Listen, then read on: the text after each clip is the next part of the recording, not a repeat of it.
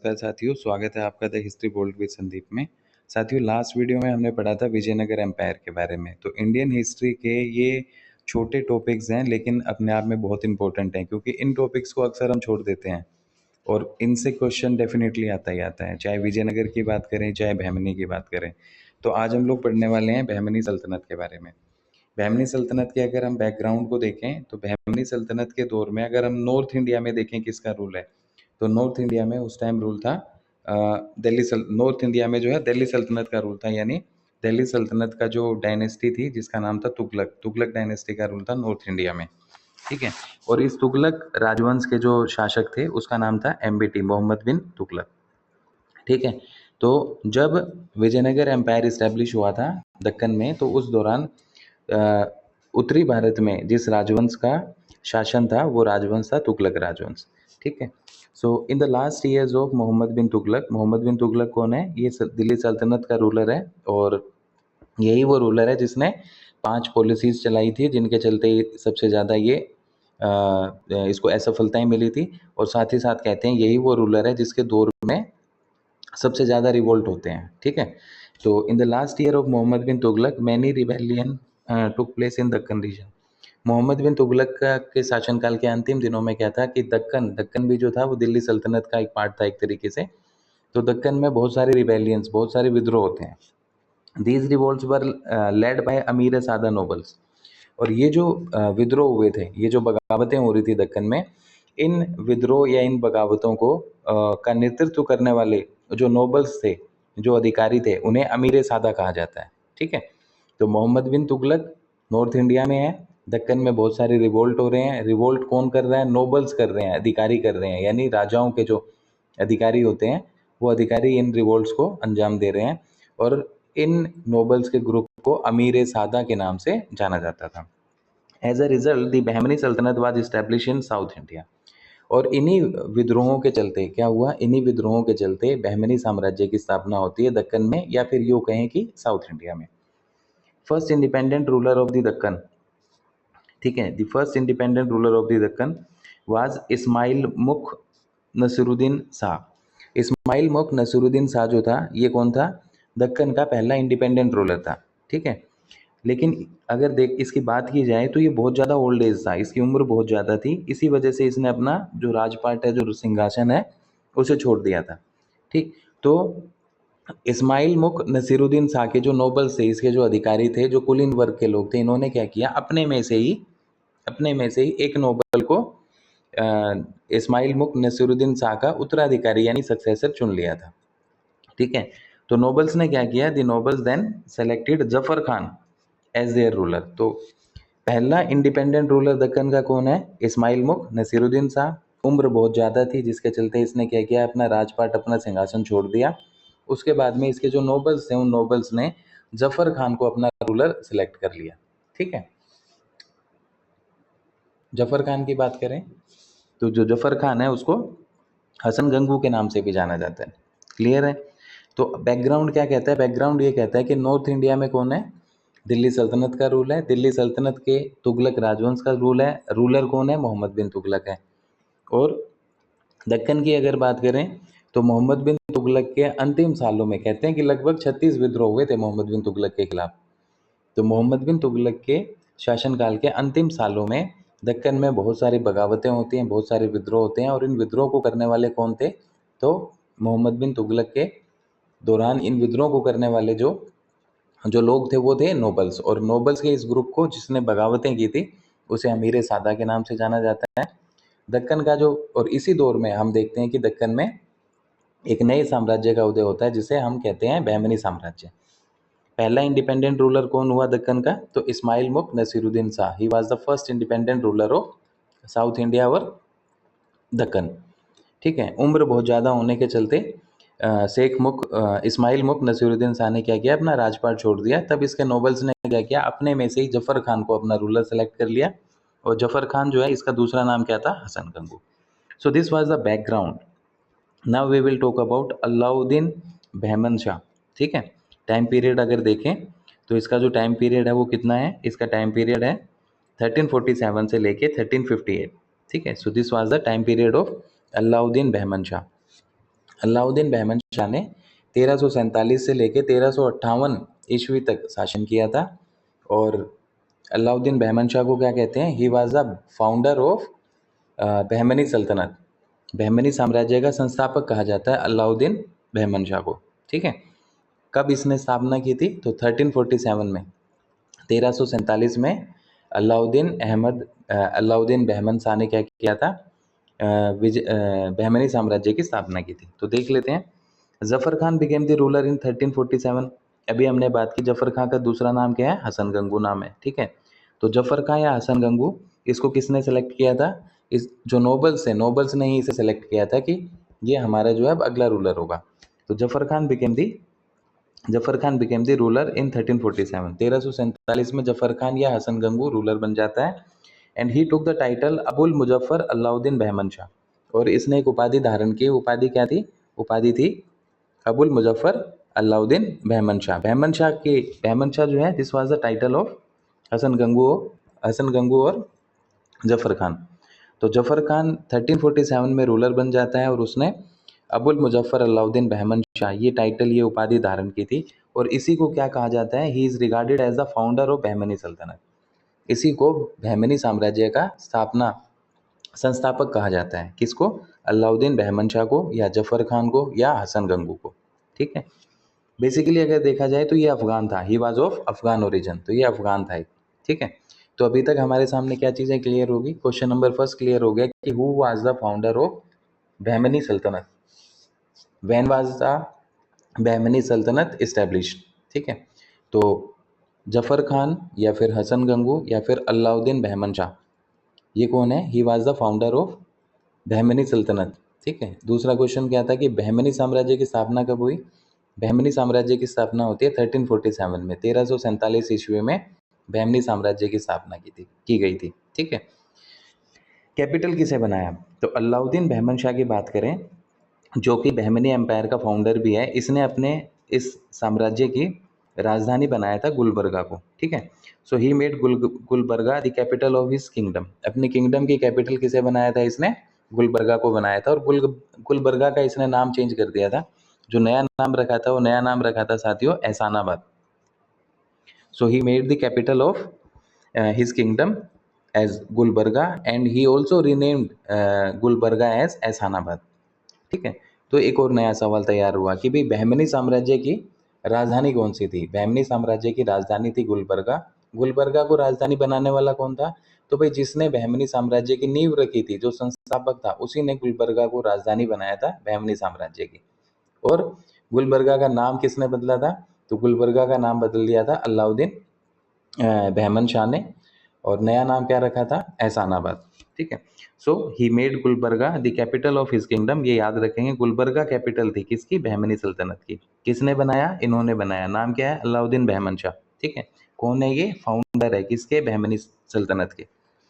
So he made Gulbarga the capital of his kingdom and renamed it Ahsanabad. थोड़ा सा अगर इसके प्रशासन के बारे में देखें तो पूरे के पूरे एम्पायर को, सारे के सारे साम्राज्य को 4 प्रोविंसेस में, 4 प्रांतों में बांट दिया था। किसने? अलाउद्दीन बहमन शाह ने। So he divided his kingdom into 4 provinces. 4 प्रांतों में बांट दिया पूरे के पूरे साम्राज्य को। और इन प्रांतों को, इन प्रोविंसेस को ना तरफ भी कहा जाता था। ठीक है, प्रांत को, या इंग्लिश में कहें प्रोविंस को, तो इन्हें क्या कहा जाता था? तरफ्स कहा जाता था। तो पूरे के पूरे एम्पायर को 4 प्रांतों में या 4 तरफों में बांट दिया गया था। ठीक है, वो 4 प्रांत कौन कौन से थे? तो जाहिर सी बात है गुलबर्गा होगा, क्योंकि गुलबर्गा कैपिटल था बहमनी साम्राज्य का। दौलताबाद, बरार और बीदर, ये याद रखेंगे, ये 4 प्रोविंस हैं। बहमनी साम्राज्य को 4 प्रोविंसेस में या 4 तरफों में बांट दिया गया था। और वो 4 कौन कौन से थे? तो एक था गुलबर्गा, जो कि बहमनी साम्राज्य की राजधानी थी। दूसरा दौलताबाद, तीसरा बीदर, चौथा बरार। तो ये 4 प्रोविंस थे, 4 प्रांत।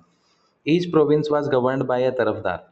हर एक प्रोविंस का जो हेड था वो कौन होता था? प्रोविंशियल गवर्नर, प्रांतीय गवर्नर जो था वो हर एक प्रांत का शासन संभालता था। और क्योंकि प्रांत को तरफ भी कहा गया था, इसलिए हमने ये कहा कि हर एक तरफ का जो हेड था वो कौन था? तरफदार। तो हर एक प्रांत को, हर एक तरफ को कौन गवर्न कर रहा था, कौन शासन चला रहा था? तरफदार, जिसे प्रोविंशियल गवर्नर भी कहते हैं। ठीक है। और इन सारे के सारे प्रोविंसेस में अगर देखें तो सबसे इम्पोर्टेंट जो तरफ या सबसे इम्पोर्टेंट प्रोविंस था वो कौन सा था? सो जी सबसे इम्पोर्टेंट तरफ या प्रोविंस जो था वो था साथियों गुलबर्गा। क्यों? क्योंकि गुलबर्गा बहमनी साम्राज्य की राजधानी थी। So Gulbarga was the most prominent province. ठीक है। और साथ ही साथ गुलबर्गा में एक दूसरा इलाका इस टाइम जुड़ा हुआ था जिसे कहते हैं बीजापुर। तो बीजापुर और गुलबर्गा ये दोनों मिला के क्या बने हुए थे? गुलबर्गा और बीजापुर ये दोनों मिला के एक प्रोविंस या एक तरफ बने हुए थे। ठीक है, ये याद रखेंगे। तो ये छोटी सी जानकारी थी अलाउद्दीन बहमन शाह के बारे में, जो कि बहमनी सल्तनत का फाउंडर था। 1347 में बहमनी सल्तनत की नींव रखी थी। गुलबर्गा को इसने अपनी कैपिटल बनाया था और सारे के सारे एम्पायर को इसने 4 प्रोविंसेस में या 4 तरफों में बांट दिया था। हर एक प्रांत का, हर एक तरफ का जो मुखिया होता था, जो उसका उस प्रांत का राजकाज या फिर प्रशासन चलाता था, उसे तरफदार या फिर प्रोविंशियल गवर्नर कहा जाता था। ठीक है। 4 जो मुख्य प्रोविंस थे वो कौन कौन से थे? तो भाई एक तो था गुलबर्गा, एक एक दौलताबाद, एक बरार और एक बीदर। गुलबर्गा, दौलताबाद, बरार और बीदर। गुलबर्गा जो था वो कैपिटल थी बहमनी सल्तनत की, और इसमें एक इम्पोर्टेंट इलाका शामिल था जिसे बीजापुर कहते हैं। तो बीजापुर और गुलबर्गा को मिला के एक प्रोविंस बनाया गया था। अब बात करते हैं, जब इतना बड़ा रूलर है तो जाहिर सी बात है कि भाई इसके कुछ ना कुछ मिलिट्री एक्सपेंशन या टेरिटोरियल एक्सपेंशन भी रहा होगा। यानी जो फाउंडर है साम्राज्य का, उसने अपने साम्राज्य का क्षेत्र विस्तार भी किया होगा। ठीक है, तो उसके लिए कुछ सैनिक अभियान भी किए होंगे। तो उन सैनिक अभियानों की और क्षेत्र विस्तार की बात करते हैं। तो जब हम मिलिट्री कॉन्क्वेस्ट की और टेरिटोरियल एक्सपेंशन की बात करते हैं, किसकी? अलाउद्दीन अहमद शाह की, सॉरी अलाउद्दीन बहमन शाह की। तो सबसे इम्पोर्टेंट पोर्ट पड़ता था जिसका नाम था दाभोल पोर्ट। ठीक है। तो अलाउद्दीन बहमन शाह ने क्या किया, या हसन गंगू ने या जफर खान ने क्या किया था, जो सबसे इम्पोर्टेंट पोर्ट था वेस्टर्न कोस्ट के ऊपर, जो पश्चिमी तट था, इस पश्चिमी तट के ऊपर एक बहुत महत्वपूर्ण बंदरगाह पड़ता था जिसका नाम था दाभोल पोर्ट, दाभोल बंदरगाह। इस दाभोल बंदरगाह को कैप्चर करने का काम किसने किया था? तो इसको कैप्चर करने का काम किया था अलाउद्दीन बहमन शाह ने। ठीक है। So he captured Dabhol port, an important port on the western coast. Western coast के ऊपर एक इंपॉर्टेंट पोर्ट था जिसका नाम क्या था? दाभोल पोर्ट। इस दाभोल पोर्ट को कैप्चर किसने किया था? अलाउद्दीन बहमन शाह ने कैप्चर किया था। ठीक है। He brought several Hindu rulers of south under his authority. South India में कई सारे जो हिंदू रूलर्स थे उनको इसने डिफीट किया था और उनको अपना अधीनस्थ बना लिया था, अपना सबॉर्डिनेट बना लिया था। ठीक। रिलीजियस पॉलिसी की बात करें तो ये अपने आप में एक इंपॉर्टेंट फैक्ट हो जाता है। अभी तक अलाउद्दीन बहमन शाह के बारे में 4-5 इंपॉर्टेंट फैक्ट आए हमारे सामने। पहला, ही was the founder of Bahmani सल्तनत। दूसरा, ही फाउंडेड बहमनी सल्तनत इन द ईयर 1347 एडी। ठीक है। तीसरी बात, he divided his whole empire into 4 provinces. ठीक है, जिन्हें तरफ्स भी कहा जाता था। 4 प्रोविंसेस कौन कौन से थे? गुलबर्गा, दौलताबाद, बरार और बीदर। जिनमें से he also made Gulbarga as the capital of Bahmani सल्तनत। इसने क्या किया था? गुलबर्गा को बहमनी साम्राज्य की कैपिटल भी बनाया था। क्लियर है। साथ ही साथ 5वीं अचीवमेंट क्या थी कि he captured the one of the important port from the western coast, that is Dabhol port. यानी पश्चिमी तट के ऊपर जो सबसे महत्वपूर्ण बंदरगाह था जिसे दाभोल बंदरगाह कहते हैं, उसको भी कैप्चर किया था किसने? अलाउद्दीन बहमन शाह ने। ठीक। अब बात करते हैं रिलीजियस पॉलिसी की। ये भी अपने आप एक इम्पोर्टेंट फैक्ट है यहाँ से। रिलीजियस पॉलिसी की अगर बात करें साथियों, तो he ordered that jizya tax should not be collected from Hindus. Alauddin Bahman Shah, he was the first ruler, ये पहला शासक था जिसने ये आदेश दिया कि भाई हिंदुओं से जजिया टैक्स नहीं वसूला जाएगा। ठीक है। जजिया टैक्स हिंदुओं के ऊपर लगता था। ठीक है। और मुस्लिम जो रूलर होते थे वो उसको कलेक्ट करते थे, बदले में क्या करते थे? उस आबादी को, उस नॉन मुस्लिम आबादी को क्या करते थे? प्रोटेक्शन प्रोवाइड करने का काम करते थे। तो प्रोटेक्शन के बदले जो टैक्स कलेक्ट किया जाता था उस टैक्स को कहा जाता था जजिया टैक्स। खासतौर से ये जो हिंदू पॉपुलेशन है उससे कलेक्ट किया जाता था। तो अलाउद्दीन बहमन शाह ने रूलर बनने के बाद में क्या ऑर्डर दिया कि भाई जजिया टैक्स जो है वो हिंदुओं से नहीं लिया जाएगा। और यही इस इंसान की सबसे बड़ी लेगेसी थी कि he became the first ruler who ordered that jizya should not be collected from the Hindus. ये पहला सुल्तान या पहला रूलर बनता है जिसने ये आदेश दिया कि हिंदुओं से जजिया टैक्स नहीं लिया जाएगा। इसके बाद में कश्मीर के एक राजा थे जिनका नाम था जैनुल आबदीन। उन्होंने भी ये काम किया था कि हिंदू आबादी से जजिया टैक्स नहीं लिया जाएगा। और बाद में मुगल साम्राज्य का एक इम्पोर्टेंट रूलर जिसे अकबर कहते हैं, अकबर ने भी आदेश दिया था कि भाई जजिया टैक्स जो है वो हिंदुओं से नहीं लिया जाएगा। तो ये अपने आप में एक इम्पोर्टेंट लेगेसी थी किसकी, अलाउद्दीन बहमन शाह की। So he ordered that jizya tax should not be collected from the Hindus. He is considered the first Muslim ruler to abolish jizya. ठीक है, जजिया को अबोलिश करने वाला, जजिया को प्रतिबंधित करने वाला, जजिया को हटाने वाला। जजिया क्या है, एक धार्मिक टैक्स, ठीक है ना, एक रिलीजियस टैक्स था। इसको हटाने वाला पहला रूलर कौन बनता है, अलाउद्दीन बहमन शाह बनता है, जो कि बहमनी साम्राज्य का फाउंडर है, जिसने 1347 में बहमनी साम्राज्य की नींव रखी थी, जिसने गुलबर्गा को बहमनी साम्राज्य की राजधानी बनाया था, जिसने दाभोल पोर्ट को कैप्चर किया था, और जिसने, जो कि पहला रूलर बना जिसने जजिया टैक्स को अबोलिश किया था हिंदुओं के ऊपर से। इसके बाद में कश्मीर के जैनुलाब्दीन और लास्ट में अकबर, जिन्होंने जजिया टैक्स को अबोलिश किया था। Other rulers who later remove jizya were Zainulabidin and Akbar. तो ये अचीवमेंट अपने आप में इंपॉर्टेंट है, जिनको हम याद रखेंगे। इन्हीं से सवाल बनते हैं साथियों ज़्यादातर। ठीक है, अब हम बात करते हैं अगले रूलर की। 1358 में एक नया रूलर बनता है बहमनी साम्राज्य का, जिसका नाम था मोहम्मद शाह फर्स्ट। ठीक है, मोहम्मद शाह फर्स्ट। तो इसने कई सारे एडमिनिस्ट्रेटिव रिफॉर्म्स किए थे। मोहम्मद शाह फर्स्ट ने कई सारे प्रशासनिक सुधार किए थे। क्या किया, ही रीऑर्गेनाइज द एडमिनिस्ट्रेशन। पूरे के पूरे प्रशासन को इसने फिर से क्या किया, रीऑर्गेनाइज किया था, पुनर्स्थापित किया था। उसमें काफ़ी सारे फेरबदल करके, कई सारे सुधार करके प्रशासन को चुस्त और दुरुस्त बनाने का काम किसने किया था, मोहम्मद शाह फर्स्ट ने किया था, जो कि 1358 सीई में रूलर बनता है बहमनी साम्राज्य का। He divided the central government into 8 departments. केंद्रीय प्रशासन में इसने क्या किया, 8 विभाग बना दिए गए। ठीक है, बहमनी साम्राज्य के प्रशासन को चलाने के लिए जो केंद्रीय प्रशासन व्यवस्था थी, उस केंद्रीय प्रशासन व्यवस्था को 8 विभागों में बांट दिया। ठीक है, so he divided the central government into central administration of Bahmani साम्राज्य, बहमनी एम्पायर इनटू 8 डिपार्टमेंट्स। 8 विभागों में बांट दिया पूरे के पूरे केंद्रीय प्रशासन को। और हर एक विभाग का ना एक मिनिस्टर अपॉइंट कर दिया। He appointed separate minister for each department. हर एक डिपार्टमेंट के लिए अलग से एक मिनिस्टर जो है वो इसने अपॉइंट कर दिया। इसके दौर में जो सबसे इंपॉर्टेंट मिनिस्टर था साथियों, उसका नाम था सैफुद्दीन गोरी। So Saifuddin Ghori became the prime minister during the reign of Mohammad Shah first. ठीक है, he laid the foundation of Bahmani administrative system. अब राजा सब कुछ नहीं होता है, राजा सारे के सारे काम नहीं कर सकता है। काम कौन करेगा, तो काम करते हैं उसके मंत्री, उसके अधिकारी। ठीक है, तो मोहम्मद शाह फर्स्ट ने प्रशासन में बहुत सारे सुधार किए, ये बात ठीक है, पर राजा खुद ना करके कौन करता है, अधिकारी करते हैं, पर नाम किसका होता है, राजा का। ठीक है, तो मोहम्मद शाह फर्स्ट के टाइम में जो प्राइम मिनिस्टर था, जो प्रधानमंत्री था, उसका नाम था सैफुद्दीन गोरी। ठीक है, सैफुद्दीन गोरी ने क्या किया था, बहमनी साम्राज्य के प्रशासनिक व्यवस्था में कई सारे सुधार करके उसे और मजबूत बनाया और एक नई प्रशासनिक व्यवस्था की स्थापना की थी। ठीक है, इस नई प्रशासनिक व्यवस्था में क्या चीजें थी कि पूरे के पूरे सेंट्रल एडमिनिस्ट्रेटिव सिस्टम को 8 डिपार्टमेंट्स में बांट दिया गया था। पूरी की पूरी केंद्रीय प्रशासनिक व्यवस्था को 8 विभागों में बांट दिया गया था और हर एक विभाग का एक मंत्री नियुक्त किया गया था। इन मंत्रियों का काम था कि ये राजा के प्रति, यानी जो रूलर है उस रूलर के प्रति हमेशा रिस्पॉन्सिबल रहेंगे। तो जो 8 विभाग बनाए गए, इसमें 8 मंत्रियों की नियुक्ति की गई।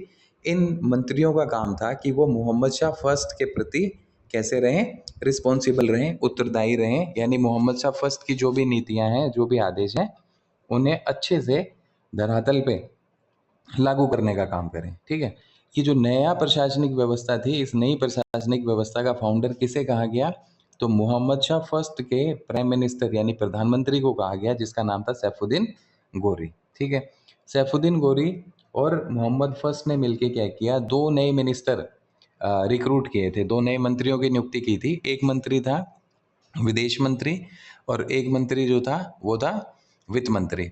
जो वित्त मंत्री था यानी जो फाइनेंस मिनिस्टर था, उसे कहा जाता है अमीर जुमला। ठीक है, सो दे अपॉइंटेड अमीर जुमला एज फाइनेंस मिनिस्टर। ये सवाल पूछा गया है कि भाई अमीर जुमला किस विभाग का मंत्री था, तो अमीर जुमला जो था वो फाइनेंस मिनिस्टर था, यानी जो फाइनेंस डिपार्टमेंट है उसका हेड था अमीर जुमला, ठीक। और विदेश विभाग का हेड बनाया गया किसे, वजीर अशरफ को। तो वजीर अशरफ क्या था, वजीर अशरफ जो था वो था फॉरेन मिनिस्टर, ठीक है।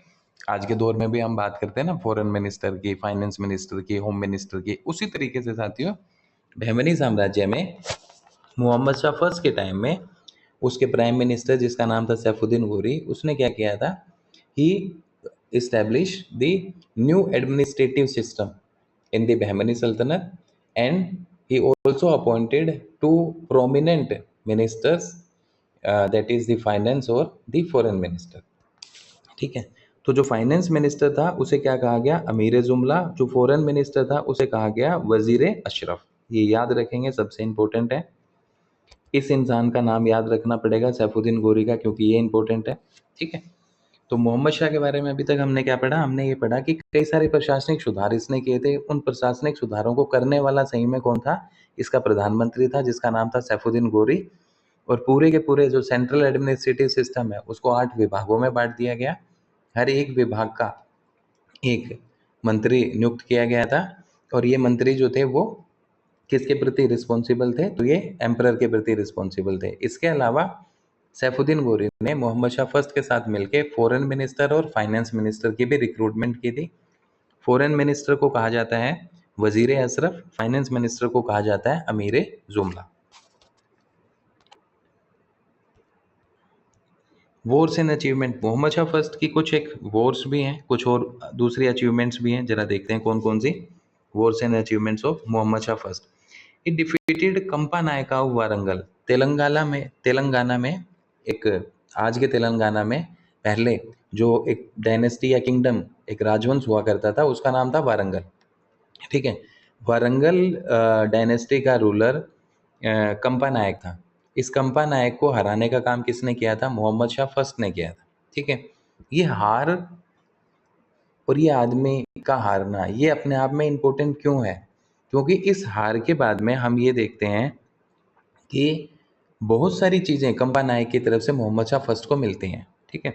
तो किसने हराया कंपा नायक को, कंपा नायक को हराया मोहम्मद शाह फर्स्ट ने। कंपा नायक है कौन, तो ये वारंगल का रूलर था, ठीक है। तो जैसे ही कंपा नायक को हराया मोहम्मद शाह फर्स्ट को, कंपा नायक ने अपनी इस हार के बदले में क्या दिया, so Mohammad Shah first received Golconda region and the famous throne Takht Firoza. Takht Firoza, Takht e Firoza और गोलकुंडा, ये दो इलाके, गोलकुंडा हो गया इलाका और तख्त फिरोजा क्या होगा, राज सिंहासन। ये दोनों किसने दिए थे, तो ये दोनों दिए थे वारंगल के रूलर कंपा नायक ने, जिसको मोहम्मद शाह फर्स्ट ने हराया था। तो अपने इस हार के बदले में कंपा नायक ने मोहम्मद शाह फर्स्ट को एक तो गोलकुंडा का इलाका दिया था, साथ ही साथ गोलकुंडा का इलाका दिया, साथ ही साथ एक जो तख्ते ताउस था, ठीक है, जिसे तख्ते फिरोजा कहते हैं, जो राज सिंहासन था, वो भी दिया था। इसके अलावा अगर हम देखें तो विजयनगर के साथ में भी मोहम्मद शाह फर्स्ट ने कई सारी लड़ाइयाँ लड़ी थी। 1367 में क्या होता है कि जो विजयनगर का रूलर है जिसका नाम था Bukka first, he attacked on Mudgal fort in Raichur Doab. Raichur Doab जो था ना साथियों, रायचूर दोआब विजयनगर साम्राज्य और बहमनी साम्राज्य के बीच में कॉन्फ्लिक्ट का सबसे बड़ा कारण था। और ये दोनों ही स्टेट बार बार इस बात को क्लेम करते थे कि भाई रायचूर दोआब जो है वो हमारा है, ठीक है। तो कभी विजयनगर के पास में रायचूर दोआब चला जाता था, कभी बहमनी के पास में रायचूर दोआब चला जाता था। तो इस तरीके से रायचूर दोआब को लेके विजयनगर और बहमनी के बीच में कॉन्फ्लिक्ट अक्सर चलते रहते थे, ठीक है। जब बुक्का फर्स्ट विजयनगर का रूलर था तो उसने क्या किया था, 1367 में मुदगल फोर्ट के ऊपर अटैक कर दिया था। और ये जो मुदगल फोर्ट था ना, ये रायचूर दोआब में था, ठीक है। अब इसका जवाब किसने दिया इस अटैक का, इसका जवाब देगा बहमनी का रूलर, क्योंकि बहमनी भी तो क्लेम कर रहा है कि रायचूर दोआब हमारा है। तो जब बुक्का फर्स्ट ने रायचूर दोआब के मुदगल फोर्ट पे अटैक किया तो मोहम्मद शाह फर्स्ट ने उसका विरोध किया और मोहम्मद शाह फर्स्ट ने भी इसका जवाब दिया। इस लड़ाई के अंदर ये देखने में आया कि बहुत सारे जो सिविलियंस थे, बहुत सारे जो नागरिक थे वो मारे गए थे दोनों तरफ से। विजयनगर के भी बहुत सारे नागरिक मारे गए और बहमनी के भी बहुत सारे नागरिक मारे गए थे, ठीक है। इस खून खराबे से आहत होकर दोनों रूलर्स ने, बुक्का फर्स्ट ने भी और इधर मोहम्मद शाह फर्स्ट ने, इन दोनों ने क्या प्रण लिया कि भाई भविष्य में युद्ध भले ही चलते रहें लेकिन इस तरीके से नागरिकों की हत्या नहीं की जाएंगी। सेनाएं आपस में लड़ेंगी और उसमें कोई घायल भी होगा, मरेगा, तो वो चीज चलेगी, ठीक है। तो विजयनगर के साथ में लड़ाई की अगर बात करें तो 1367 में हुई। विजयनगर का रूलर था बुक्का फर्स्ट, जिसने मुदगल फोर्ट के ऊपर अटैक किया। ये मुदगल फोर्ट रायचूर दोआब में था। रायचूर दोआब दोनों के बीच में हमेशा से लड़ाई का, झगड़े का मुद्दा रहा ही था। मोहम्मद शाह फर्स्ट ने क्या किया ही मोहम्मद शाह फर्स्ट ने विजयनगर के ऊपर रिटेलिएशन में, बदले में अटैक किया था। दोनों साइड से बहुत सारे सिविलियंस मारे गए और इस वॉर को क्या नाम दिया गया था? This war was given the character of जिहाद। जिहाद का नारा दिया गया था। ठीक है। जिस तरीके से बाबर ने जब राणा सांगा के खिलाफ आक्रमण किया था, तो बाबर ने अपने सिपाहियों का जो जोश उनका खत्म हो गया था, उस जोश को भरने के लिए, उस उनके अंदर उत्साह को जगाने के लिए क्या कहा कि भाई राणा सांगा क्या है? एक काफिर है, क्योंकि वो एक राजपूत थे। तो कहा कि राणा सांगा यानी हम क्या है? हम नॉन मुस्लिम के खिलाफ लड़ रहे हैं, हम अपने धर्म के प्रोटेक्शन के लिए लड़ रहे हैं। तो बाबर ने खानवा का जब युद्ध लड़ा था राणा सांगा के खिलाफ, तो उसने जिहाद का नारा दिया था कि भाई हम लोग अपने धर्म के प्रोटेक्शन के लिए लड़ रहे हैं। ठीक है। तो उसी तरीके से ये जो मुदगल फोर्ट के ऊपर अटैक हुआ 1367 में, ठीक है, जो कि रायचूर दोआब के अंदर, रायचूर दोआब में लोकेटेड था। तो विजयनगर एक हिंदू डायनेस्टी है और बहमनी एक मुस्लिम डायनेस्टी है। तो जब बुक्का फर्स्ट ने अटैक किया दाभोल फोर्ट के ऊपर, तो बदले में मोहम्मद शाह फर्स्ट ने क्या नारा दिया कि भाई ये जिहाद की लड़ाई है। एक हिंदू रूलर ने रायचूर दोआब के इस इलाके के ऊपर अटैक किया है, तो ये क्या है? हिंदुओं के खिलाफ लड़ाई है। इसलिए मोहम्मद शाह फर्स्ट ने इस लड़ाई को जिहाद का नाम दिया था। ठीक है। So the war was given the character of जिहाद। इस लड़ाई की सबसे अहम बात क्या है कि first time in the history gun powder was used. ठीक है। इस कॉन्फ्लिक्ट में पहली बार बारूद का इस्तेमाल किया गया था, और बारूद का इस्तेमाल करने वाला कौन था? मोहम्मद शाह फर्स्ट। ये याद रखेंगे। बाद में तो हम बहुत सारे लोगों के बारे में पढ़ते हैं कि भाई बारूद का इस्तेमाल किया गया था। ठीक है। लेकिन अगर ये देखा जाए कि भारत में पहली बार गन पाउडर का, बारूद का इस्तेमाल किसने किया था? तो मोहम्मद शाह फर्स्ट ने किया था। ठीक है ना। मोहम्मद शाह फर्स्ट ने बुक्का प्रथम के खिलाफ अ, बारूद का इस्तेमाल किया था। तो ये इस वॉर की अपने आप में क्या एक लेगेसी है। ठीक है। तो ये याद रखना पड़ेगा हमें। तो मोहम्मद शाह फर्स्ट ने वॉर्स के दो इम्पोर्टेंट जो वॉर्स लड़ी थी, जिनको यहाँ लिखा गया है। एक तो वारंगल के कंपा नायक के खिलाफ लड़ी थी, कंपा नायक को हराया। बदले में कंपा नायक ने गोलकुंडा वाला इलाका दिया मोहम्मद शाह फर्स्ट को, और तख्ते फिरोजा दिया, जो कि एक राज सिंहासन था। दूसरा, विजयनगर के बुक्का फर्स्ट ने जब अटैक किया था मुदगल फोर्ट के ऊपर, जो कि रायचूर दोआब में था, तो बदले में मोहम्मद शाह फर्स्ट ने इस लड़ाई को जिहाद का नाम दिया। साथ ही साथ दोनों तरफ से बहुत सारे सिविलियंस मारे गए थे, और इसी युद्ध में पहली बार गन पाउडर का इस्तेमाल किया गया था, और गन पाउडर का इस्तेमाल मोहम्मद शाह फर्स्ट की तरफ से किया गया था। इस युद्ध का परिणाम क्या निकला कि भाई बाद में दोनों रूलर्स जो है उन्होंने ये डिसाइड किया कि भविष्य में हम सिविलियंस के ऊपर अटैक नहीं करेंगे। So later both side agreed not to kill the unarmed civilians in future war, कि भविष्य में होने वाले युद्धों में हम क्या करने वाले हैं? सिविलियंस की हत्या नहीं करेंगे। Now we will talk about the next ruler. अगला रूलर कौन बनता है? तो अगला रूलर बनता है साथियों मोहम्मद शाह सेकंड। ठीक है। Mohammed Shah second became the ruler in 1378। 1378 में मोहम्मद शाह सेकंड रूलर बन जाता है। इसकी अचीवमेंट्स की बात करें तो मोहम्मद शाह सेकंड का दौर बहमनी साम्राज्य में एक शांतिपूर्ण व्यवस्था वाला दौर था। यानी इस जब ये रूलर था तो कोई बहुत ज़्यादा बड़े लड़ाई झगड़े नहीं होते हैं, विजयनगर के साथ कोई कॉन्फ्लिक्ट नहीं होते हैं, तो एक पीसफुल माहौल हमें देखने को मिलता है बहमनी साम्राज्य में। देख लेते हैं मोहम्मद शाह सेकंड के बारे में। So a peaceful ruler and patron of scholar. विद्वानों को संरक्षण देने वाला शासक था कौन? मोहम्मद शाह सेकंड। विद्वानों को संरक्षण देना किसका काम था? मोहम्मद शाह सेकंड का। इसको बड़ा अच्छा लगता था। ठीक है। साथ ही साथ ये शांतिपूर्ण या शांति पसंद रूलर था। सो एक पीसफुल रूलर था मोहम्मद शाह सेकंड। साथ ही साथ he also patronized so many scholars. बहुत सारे विद्वानों को इसने संरक्षण दिया था। इसने पर्शिया पर्शिया का एक पोएट था जिसका नाम था हफीज, उसको इनवाइट किया था। कहाँ पे? गुलबर्गा में। गुलबर्गा क्या है? कैपिटल है बहमनी की। तो अपनी राजधानी में आने का निमंत्रण दिया था मोहम्मद शाह सेकंड ने। किसको? पर्शिया के एक कवि को, जिसका नाम क्या था? जिसका नाम था हफीज। ये इंपॉर्टेंट पॉइंट है, ये हमें याद रखना पड़ेगा कि किसने इनविटेशन दिया था, किसको इनविटेशन दिया था। तो मोहम्मद शाह सेकंड ने इनविटेशन दिया था किसको? पर्शिया के एक कवि को, जिसका नाम था हफीज। क्या इनविटेशन था कि भाई आप गुलबर्गा में आइए। क्यों दिया होगा? क्योंकि भाई इस इंसान की फितरत थी कि ये विद्वानों को संरक्षण देता था। ठीक है। दूसरी बात क्या है, no wars with the Vijayanagar during his reign. Mohammad Shah second के टाइम में विजयनगर के साथ कोई लड़ाई झगड़ा नहीं हुआ। He interested in philosophy and poetry, इस इंसान को खुद कविताओं का शौक था, ठीक है, कविताओं का शौक था और ये फिलोसफी में काफ़ी ज़्यादा इंटरेस्ट रखता था। यही कारण था कि मोहम्मद शाह सेकंड को एक टाइटल दिया गया था, एक उपाधि दी गई थी सेकंड अरिस्टोटल की, ठीक है, द्वितीय अरस्तु की उपाधि किसे दी गई थी, मोहम्मद शाह सेकंड को। तो ये अपने आप में फिर से एक इंपॉर्टेंट पॉइंट है, ठीक है। मोहम्मद शाह सेकंड की बात करें तो मोहम्मद शाह फर्स्ट के बाद में रूलर बनता है, पीसफुल रूलर था, कोई भी विजयनगर के साथ लड़ाई नहीं होती है, ठीक है, विद्वानों को संरक्षण देता था। इसी के चलते पर्शिया के पोएट जिसका नाम हफीज़ था उसे इसने गुलबर्गा आने का निमंत्रण भी दिया था। और क्योंकि फिलोसफी में विश्वास करता है, पोइट्री लिखना सुनना पसंद है, ठीक है, तो इसी के चलते मोहम्मद शाह सेकंड को क्या उपाधि दी गई, मोहम्मद शाह सेकंड को सेकंड अरिस्टोटल की उपाधि दी गई। तो यहाँ से ये 2 पॉइंट सबसे इंपॉर्टेंट है, ठीक है। फेमस पर्शियन पोएट हफीज़ को न्योता दिया और he received the title of second Aristotle.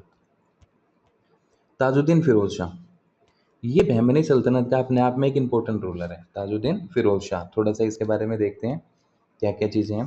Tajuddin Firoz Shah जो है मोहम्मद शाह सेकंड के बाद अगला रूलर बनता है, ठीक है। तो 1397 में ही became the ruler of Bahmani सल्तनत। और ये भी क्या है, एक इंटेलिजेंट, एक समझदार, एक बुद्धिमान शासक था, ठीक है। साथ ही साथ बहुत सारी भाषाओं का इसे ज्ञान था, ठीक है। भाषाएं कौन कौन सी, अरेबिक को जानता था यानी अरबी भाषा का जानकार था कौन, ताजुद्दीन फिरोज। पर्शियन यानी फारसी भाषा जानता था, तुर्की भाषा जानता था, तेलुगु जानता था, कन्नड़ जानता था, मराठी जानता था, ठीक है। तो एक विद्वान था, पढ़ा लिखा इंसान था, कई सारी भाषाओं का जानकार था और एक इंटेलिजेंट रूलर था। अरेबिक इसको आती है, पर्शियन इसे आती है, आपकी तुर्किश यानी टर्की की जो लैंग्वेज है तुर्की भाषा वो इसको आती थी। इसके अलावा भारत की कई सारी भाषाएं जैसे कन्नड़ है, तेलुगु है, मराठी, इन सब का ही जानकार था। So he was a great learner, ठीक है। And apart from great learner he was also a intelligent ruler of Bahmani saltanat. तो बहमनी साम्राज्य का एक योग्य शासक था कौन, ताजुद्दीन फिरोज शाह, ठीक है। हमने पढ़ा था कि अलाउद्दीन बहमन शाह ने क्या किया था, उसने जो दाभोल पोर्ट था वेस्टर्न घाट पे, उस दाभोल पोर्ट को उसने अपने कब्जे में ले लिया था, जो कि बहमनी के लिए अपने आप में एक इम्पोर्टेंट पोर्ट था, ठीक है। तो ताजुद्दीन फिरोज ने क्या किया, ताजुद्दीन फिरोज ने दाभोल पोर्ट साथ ही साथ चोल पोर्ट, इन दोनों बंदरगाहों का विकास किया था। सो ही डेवलप्ड कौन, Tajuddin Firoz developed the ports Chaul port and Dabhol port. ये याद रखेंगे, दाभोल को कॉन्क्वर किसने किया था, जो फाउंडर था बहमनी का, और दाभोल को और ज़्यादा डेवलप करने का काम किसने किया, ताजुद्दीन फिरोज शाह ने, जो कि रूलर था बहमनी का। इसके अलावा चोल पोर्ट को कंट्रोल किसने किया, ताजुद्दीन फिरोज ने, जो कि बहमनी रूलर था। विजयनगर के साथ लड़ाई होना तो आम बात है, क्योंकि मराठवाड़ा को लेके, रायचूर दोआब को लेके अक्सर इनके बीच में लड़ाई रहती थी, ठीक है। तो रायचूर दोआब मराठवाड़ा इन बातों को लेके जब इनके बीच में लड़ाई रहती थी तो जाहिर सी बात है आपस में लड़ते रहेंगे। लेकिन मोहम्मद शाह फर्स्ट एक ऐसा रूलर बना था बहमनी सल्तनत का जिसने विजयनगर के खिलाफ कोई भी अटैक नहीं किया था। तो विजयनगर के साथ जब हम वॉर्स को देखें तो 3 लड़ाइयाँ लड़ी थी, किसने, ताजुद्दीन फिरोज शाह ने। फोर्थ 3 वॉर्स अगेंस्ट विजयनगरा, वोन दी फर्स्ट 2 वॉर्स, पहली 2 लड़ाइयाँ किसने जीती थी, पहली 2 लड़ाइयाँ ताजुद्दीन फिरोज ने जीती थी विजयनगर के खिलाफ, तीसरी लड़ाई ये हार जाता है, ठीक है। तो कुल मिला के 3 युद्ध लड़े थे ताजुद्दीन फिरोज ने विजयनगर साम्राज्य के खिलाफ। डिफीटेड देवराया first in the Sonar daughter war, Sonar daughter war में, ठीक है, सोनार की जो लड़ाई हुई थी उसमें विजयनगर का रूलर था देवराय फर्स्ट और बहमनी का रूलर था ताजुद्दीन फिरोज। इस लड़ाई में देवराय फर्स्ट को ताजुद्दीन फिरोज ने हरा दिया था। और इस हार के बाद में क्या हुआ, इस हार के बाद में कंपनसेशन के तौर पे ताजुद्दीन फिरोज को देवराय फर्स्ट ने क्या दिया, यानी युद्ध हार जाने के तौर पे ताजुद्दीन फिरोज को देवराय फर्स्ट ने 10 लाख हुंड दिए थे। हुंड क्या था, Hund was the currency at that time, सोने का सिक्का हुआ करता था, ठीक है। सोने का सिक्का किसका, बहमनी साम्राज्य का। बहमनी साम्राज्य के सोने के सिक्के को हुण कहते हैं, बहमनी साम्राज्य के सोने के सिक्के को हुण कहते हैं। तो 10 लाख हुण किसने दिए, देवराय फर्स्ट ने दिए। किसको दिए, ताजुद्दीन फिरोज को दिए। क्यों दिए, क्योंकि फिरोज ने हरा दिया था देवराय फर्स्ट को, ठीक है। साथ ही साथ पर्ल्स, मोती, हीरे जवाहरात ये भी दिए और हाथी भी दिए, ठीक है। तो ये याद रखेंगे। जो सोनार डॉटर्स वॉर था जो सोनार की जो लड़ाई थी, इस लड़ाई में ताजुद्दीन फिरोज ने देवराय फर्स्ट को हरा दिया था, और इस हार के बाद में हरजाने के तौर पे देवराय फर्स्ट ने 10 लाख हुण, मोती और हाथी ये ताजुद्दीन फिरोज को दिए थे। इसके अलावा इसने अपनी एक बेटी की शादी भी ताजुद्दीन फिरोज के साथ में की थी। Devaraya first married his daughter to Firoz Shah and gave Bankapur as a dowry. Bankapur का जो इलाका है साथियों, बंकापुर का इलाका दहेज के तौर पे देवराय फर्स्ट ने किसको दिया था? ताजुद्दीन फिरोज शाह को दिया था। ठीक है, तो ताजुद्दीन फिरोज की अभी तक की जो बातें हैं वो हमारे सामने क्या है कि भाई एक इंटेलिजेंट रूलर था, एक ग्रेट लर्नर था, इसने चोल पोर्ट को डेवलप किया, धाबोल पोर्ट को डेवलप किया, कन्नड़ जानता है, मराठी जानता है, तेलुगु जानता है, अरेबिक जानता है, पर्शियन जानता है, टर्किश जानता है। विजयनगर के साथ 3 युद्ध लड़ता है, पहले 2 इसने जीते और आखिरी युद्ध ये हार गया।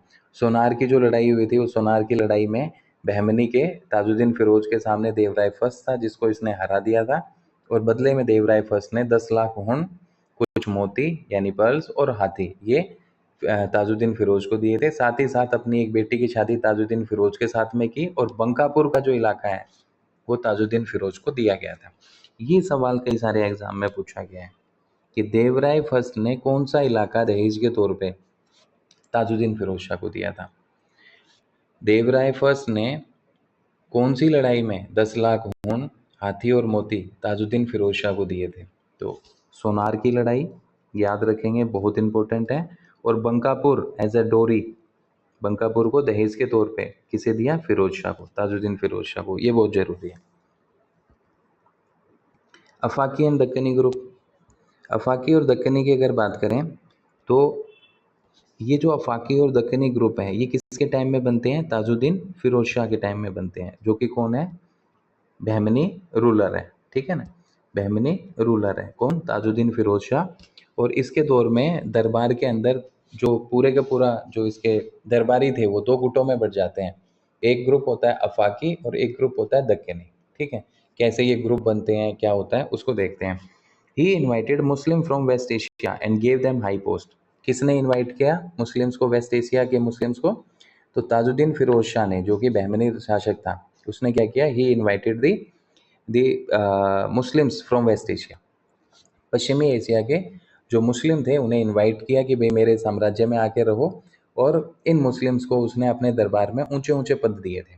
ठीक है, nobles became divided into 2 groups. तो उसके बाद में पूरा का पूरा दरबार, जो अधिकारी थे दरबार में किसके? ताजुद्दीन फिरोज शाह के, वो 2 ग्रुप में, 2 गुटों में बट गए थे। एक ग्रुप बना अफाकी का, एक ग्रुप बना दक्कनी का। अफाकी कौन थे? ये फॉरेनर्स थे, विदेशी थे, ये याद रखेंगे, पूछा गया सवाल है। अफाकी और दक्कनी कौन थे? तो अफाकी जो थे वो विदेशी थे, और दक्कनी जो थे वो कौन थे? लोकल्स थे। लोकल्स मतलब जो बहमनी टेरिटरी में रहते थे, उन लोकल्स को दक्कनी कहा गया। और अफाकी जिन्हें बाहर से बुलाया गया था, ठीक है, और दरबार में ऊंचे पद दिए गए थे। तो अफाकी और दक्कनी ग्रुप किस बहमनी रूलर के टाइम में बनता है? तो ताजुद्दीन फिरोज शाह के टाइम में बनता है। ठीक है ना। कौन थे अफाकी? देवर दी फॉरेनर्स। और इनको किसने इनवाइट किया था? तो ये वेस्ट एशिया के मुस्लिम पॉपुलेशन थी, जिसे ताजुद्दीन फिरोज शाह ने इनवाइट करके अपने दरबार में ऊंचे ऊंचे पद दिए थे, जिसके चलते उसके दरबारी अफाकी और दक्कनी 2 बड़े ग्रुपों में बट गए थे। तो अफाकी कौन थे? फॉरेनर्स थे, मोस्टली शिया थे। ठीक है ना, शिया समुदाय से बिलोंग करते थे, जिसमें ईरानियन, अरब्स एंड टर्क्स थे, यानी तुर्की से आने वाले मुस्लिम, अरब से आने वाले मुस्लिम, ईरान से आने वाले मुस्लिम। ठीक है, ये याद रखेंगे, ये भी पूछा गया सवाल है कि अफाकीज़ में कौन कौन शामिल था। तो अफाकीज़ में ईरानियन यानी ईरान के मुस्लिम, अरब के मुस्लिम, और तुर्की के, जिसको तुर्की ये भी कहते हैं, टर्की के मुस्लिम शामिल थे। ठीक है, और ये कौन है बेसिकली? तो ये सिया है। यही है फसाद की जड़। कैसे? जो दक्कनीज यानी जो लोकल थे, जो स्थानीय थे, उन्हें दक्कनीज कहा गया, और ये कौन थे? सुन्नी। और सिया और सुन्नी के बीच में कॉन्फ्लिक्ट बहुत पुराना था। तो यही कारण था कि ताजुद्दीन फिरोज ने जब वेस्ट एशिया के मुस्लिम्स को बुलाया और अपने दरबार में ऊंचे पद दिए, तो उसका दरबार 2 ग्रुप में बट गया। एक तो बाहर से आने वाले विदेशियों का ग्रुप, और एक जो लोकल थे बहमनी के, उनका ग्रुप। जो लोकल लोग थे, लोकल नोबल्स थे, उनको कहा गया दक्कनी। और ये बेसिकली कौन थे? तो ये थे सुन्नी समुदाय से। और जो बाहर से बुलाए गए, जिन्हें विदेशी या आफाकी कहा गया, ये बेसिकली सिया समुदाय से थे, और ये अरब से आए थे, तुर्की से आए थे, और ईरान से आए थे। ठीक है, तो अब इन दोनों के बीच में शिया और सुन्नी के बीच कॉन्फ्लिक्ट था, तो ताजुद्दीन फिरोज के दरबार में इन दोनों ग्रुप्स के बीच में भी कॉन्फ्लिक्ट होना शुरू हो गया। और इस कॉन्फ्लिक्ट ने, इनके झगड़े ने, इनके आपसी द्वंद्व ने क्या किया, बहमनी साम्राज्य को कमजोर करने का काम किया, जिसके चलते बाद में बहमनी साम्राज्य का पतन भी हो जाता है। So this rivalry later weaken and divided the Bahmani kingdom, यानी इसी आपसी प्रतिद्वंद्वा ने क्या किया, बहमनी साम्राज्य को कमजोर किया और बाद में बहमनी साम्राज्य जो है वो कई सारे छोटे छोटे किंगडम्स में टूट जाता है या बढ़ जाता है। इसके अलावा तो ये दूसरी अचीवमेंट होगी, किसकी अचीवमेंट, अफाकी और दक्कनी हो गया, और विजयनगर के साथ में कॉन्फ्लिक्ट हो गया। ठीक है। तीसरी बात है कि जो ताजुद्दीन फिरोज था उसने बहुत सारे हिंदुओं को भी प्रशासन में नियुक्त किया था। हिंदू पार्टिसिपेशन की बात करें, so he included many Hindus in administration. किसने, ताजुद्दीन फिरोज ने कई सारे हिंदुओं को भी प्रशासन में शामिल किया था, उन्हें भी ऊंचे ऊंचे पदों पे सुशोभित किया था। From his reign Deccani Brahmins began playing an important role in the government. जब हिंदू पार्टिसिपेशन हुआ एडमिनिस्ट्रेशन में, तो इसी के रिजीम से, इसी के कार्यकाल से, किसके, ताजुद्दीन फिरोज शाह के शासनकाल से ही हम ये देखते हैं कि जो दक्कन जो बहमनी एम्पायर का जो प्रशासन था, उस प्रशासन में दक्कन के जो ब्राह्मण्स थे उन्हें ऊंचे ऊंचे पद दिए गए थे, और दक्कन के ब्राह्मण्स ने भी प्रशासन में इंपॉर्टेंट रोल प्ले करना शुरू किया था। सो ये तीसरी बात थी ताजुद्दीन फिरोज शाह की। अब हमने ये पढ़ा था कि भाई साहब ये कौन है, तो इन्होंने ये जो है विजयनगर के खिलाफ कितने युद्ध लड़ते हैं, तो विजयनगर के खिलाफ 3 युद्ध लड़े थे। ठीक है। इन 3 में से 2 ताजुद्दीन ने जीते, ताजुद्दीन फिरोज ने, और 1 विजयनगर ने जीता। ठीक है। तो पहले देवराय फर्स्ट को सोनार की बेटी में हराया था, बदले में 10 लाख ऊँट मिले, मोती मिले, हाथी मिले, और देवराय फर्स्ट ने अपनी बेटी की शादी किससे की थी, ताजुद्दीन फिरोज से, और बकापुर की जागीर दी थी दहेज के तौर पे। अच्छा, देवराय फर्स्ट के बारे में एक चीज़ ये याद रखें कि देवराय फर्स्ट की अगर बात करें तो इनके शासनकाल में कौन आया था, रूसी यात्री था एक, जिसका नाम था अफशान निकितिन। निकितिन ने विजयनगर साम्राज्य की यात्रा की थी। देवराय सेकंड, देवराय फर्स्ट के बाद अगला रूलर बनता है विजयनगर का। देवराय सेकंड के टाइम में पर्शिया का एक एम्बेसडर था, ठीक है, फारस का एक राजदूत था जिसका नाम था अब्दुल रजाक। ये विजयनगर एम्पायर में आया था। ठीक, कि याद रखने वाली चीज़ें हैं, हालांकि विजयनगर वाली वीडियो में मैंने ये बताया। So Tajuddin Firoz lost the third war against Devaraya first at Pangal. Pangal में जो तीसरा युद्ध हुआ था, पंगोल का जो लड़ाई थी, जो विजयनगर और बहमनी के बीच में हुई थी, उस लड़ाई में ताजुद्दीन फिरोज ने देवराय फर्स्ट को हरा दिया था। ठीक है। सॉरी, हार गया था ताजुद्दीन फिरोज। ठीक है। देवराय फर्स्ट ने पंगोल की लड़ाई में ताजुद्दीन फिरोज शाह को हरा दिया था। इस ब्रदर, जैसे ही ये हारा तो ताजुद्दीन फिरोज शाह का भाई था जिसका नाम था अहमद शाह। अहमद शाह ने क्या किया, ताजुद्दीन फिरोज को गद्दी से हटा दिया। ठीक है, रिमूव्ड फ्रॉम द थ्रोन, और खुद ये जो है अगला शासक बन गया था। ठीक है। तो ये कुछ एक बातें थी ताजुद्दीन फिरोज शाह के बारे में। इसके अलावा इसने भीमा रिवर के ऊपर, ताजुद्दीन फिरोज ने क्या किया था, भीमा रिवर के किनारे एक शहर बसाया था जिसका नाम था फिरोजाबाद। याद रखेंगे, हिसार फिरोजा को बसाने वाला कौन था, फिरोज शाह तुगलक, जो तुगलक राजवंश का शासक था। ठीक है। फिरोजाबाद, फिरोजाबाद कौन सा फिरोजाबाद है, ये भीमा नदी के किनारे। इसको बसाने वाला कौन है, तो इसको है बसाने वाला, इसकी स्थापना करने वाला है ताजुद्दीन फिरोज शाह। क्लियर है। So he founded Firozabad on the banks of river Bhima. Bhima नदी के किनारे फिरोजाबाद शहर की स्थापना किसने करवाई, ताजुद्दीन फिरोज शाह ने। अपने दरबार में अफाकी और दक्कनी वाला ग्रुप किसने बनाया, ताजुद्दीन फिरोज शाह ने। वेस्ट एशिया के मुस्लिम को किसने इनवाइट किया, ताजुद्दीन फिरोज शाह ने। हिंदुओं को पार्टिसिपेशन किसने दिया, ताजुद्दीन फिरोज शाह ने। ठीक है। और विजयनगर के खिलाफ कितनी लड़ाई लड़ी, 3, 2 जीती, 1 हारता है, कौन, Tajuddin Firoz Shah. Built an observatory, Jantar Mantar type institution. ठीक है, जंतर मंत्र भी बनवाया था, कहाँ, भीमा नदी के किनारे। भीमा नदी के किनारे ताजुद्दीन फिरोज शाह के आदेश पे ही जंतर मंत्र बनाया गया था। ठीक है। Had strained relation with the Sufi saint Gesu Daraz. Gesu दराज एक सूफी संत थे। इन सूफी संत के साथ में ताजुद्दीन फिरोज शाह का जो संबंध थे वो अच्छे नहीं थे। ठीक है, तनावपूर्ण संबंध थे, कटुतापूर्ण संबंध थे, ये याद रखेंगे। सो गेसु दराज कौन है, एक सूफी संत थे जिनके साथ में ताजुद्दीन फिरोज शाह के जो संबंध थे वो काफ़ी ज़्यादा कड़वाहट भरे थे। Firoz Shah was the last Bahmani sultan to rule from Gulbarga. Gulbarga जो थी वो कैपिटल थी, ठीक है। और अलाउद्दीन बहमन शाह ने गुलबर्गा को कैपिटल बनाया था, ठीक है, और यही फाउंडर था बहमनी सल्तनत का। तो कहते हैं कि ताजुद्दीन फिरोज शाह के शासनकाल तक बहमनी साम्राज्य की राजधानी क्या रहा? बहमनी साम्राज्य की राजधानी गुलबर्गा ही रही, लेकिन उसके बाद में राजधानी बदल दी गई थी, ठीक है। तो ताजुद्दीन फिरोज इन मुद्दों को लेके इम्पोर्टेंट है। आगे देखते हैं, अहमद शाह फर्स्ट वली 1422 में अगला रूलर बनता है कौन? अहमद शाह फर्स्ट वली। अहमद शाह फर्स्ट वली 1422 में बहमनी साम्राज्य का रूलर बनता है। 1435 तक इसने शासन किया था। तो अभी तक इसके टाइम पीरियड के पहले तक बहमनी की जो कैपिटल थी वो क्या थी? गुलबर्गा, ठीक है। बहमनी की कैपिटल क्या थी? बहमनी की कैपिटल थी साथियों गुलबर्गा। और अब कैपिटल शिफ्ट हो गई, कैपिटल चेंज हो गई, गुलबर्गा से नई कैपिटल क्या होगी देखते हैं। 1425 में 1422 में अहमद शाह फर्स्ट वली ये रूलर बनता है बहमनी सल्तनत का। और 1425 यानी 3 साल बाद में इसने क्या किया? राजधानी को बदल दिया। पहले राजधानी गुलबर्गा थी, अब नई राजधानी क्या होगी? बीदर। तो ये सवाल इंपॉर्टेंट है कि किसने बहमनी साम्राज्य की राजधानी गुलबर्गा से बीदर स्थानांतरित की थी?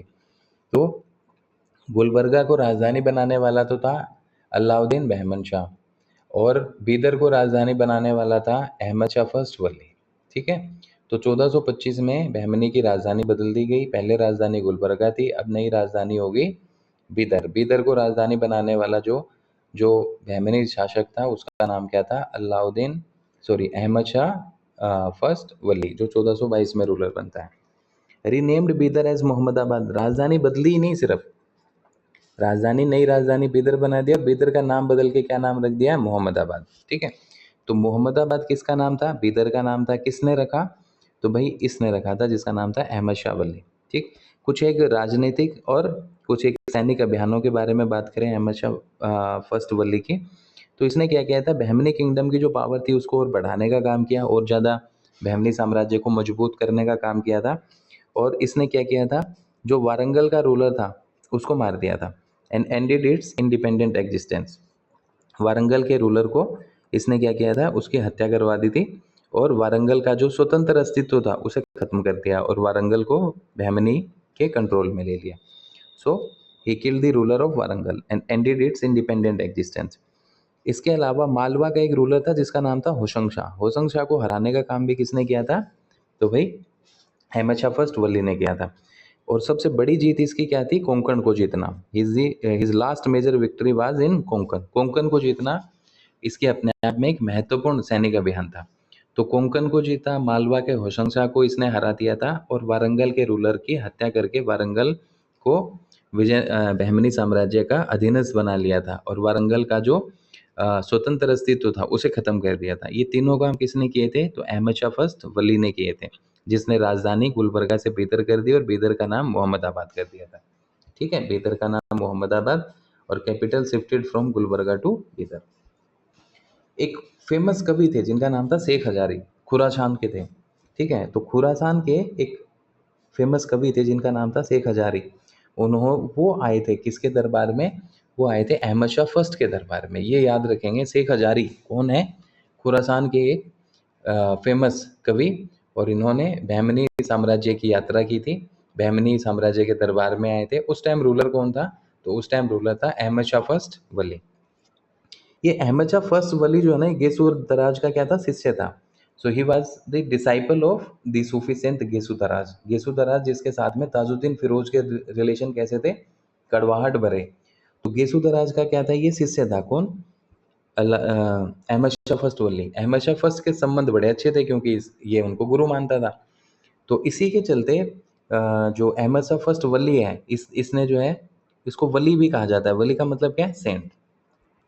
तो बहमनी के कौन से रूलर को वली कहा जाता है? तो याद रखेंगे, अहमद शाह फर्स्ट को वली कहा जाता है। क्यों कहा जाता है? क्योंकि वली का मतलब संत होता है, और ये आदमी जो था ये गेसू दराज का शिष्य था। तो गेसू दराज को बहुत ज़्यादा मानता था, और गेसू दराज कौन थे? ये एक सूफी संत थे। तो जिसके चलते अहमद शाह फर्स्ट को भी वली कहा गया था, ठीक है, ये याद रखेंगे। आगे चलते हैं, गेसू दराज के बारे में जानते हैं। ये जब हम सूफी और भक्ति पढ़ेंगे तो बहुत अच्छे से पढ़ने वाले हैं। अभी क्योंकि बीच में इनकी चर्चा होगी तो थोड़ा सा देख लेते हैं। गेसू दराज की बात करें तो कौन है जी? ये सूफी संत है, ठीक है ना, एक सूफी संत थे। और अहमद शाह फर्स्ट वली, ये कौन था, इनका डिसाइपल था, ठीक है। और ताजुद्दीन फिरोज शाह, इनके साथ गेसु दराज के संबंध कड़वाहट भरे थे। तो गेसु दराज को क्या कहा जाता है, गेसु दराज को जो है बंदा नवाज के नाम से भी जाना जाता है, ये याद रखेंगे, पूछा हुआ सवाल है। गेसु दराज को किस नाम से जाना जाता है, किस दूसरे नाम से जाना जाता है, तो गेसु दराज को बंदा नवाज के नाम से भी जाना जाता है। और consider the first great scholar of south India to write in Urdu, Gesu Daraz ने जितना भी अपना लेखन का काम किया था वो उर्दू लैंग्वेज में किया था, याद रखेंगे। उर्दू भाषा में इन्होंने बहुत सारे साहित्य की, सूफी साहित्य की रचना की थी। और ख़ास तौर से इनका जो अहम साहित्य था, अहम डॉक्यूमेंट था, उसका नाम था मिरातुल आशिकी, ठीक है। मिरातुल आशिकीन जो है, इसकी रचना किसने की थी, गेसु दराज ने की थी। किस भाषा में की थी, उर्दू भाषा में की थी। और ये कहते हैं कि साउथ इंडिया के ये पहले बड़े स्कॉलर थे जिन्होंने उर्दू में अपने सूफी साहित्य की रचना की थी, ठीक है। तो मिरातुल से आता है, लैंग्वेज से सवाल इनसे आता है, और बंदा नवाज से आता है, ये तीनों इंपॉर्टेंट पॉइंट है। गेसु दराज का डिसाइपल कौन है, तो अभी हमने पढ़ा Ahmad Shah first Wali, he was the disciple of Gesu Daraz, और इसी के चलते अहमद शाह फर्स्ट वली को वली की उपाधि भी दी गई थी, ठीक है।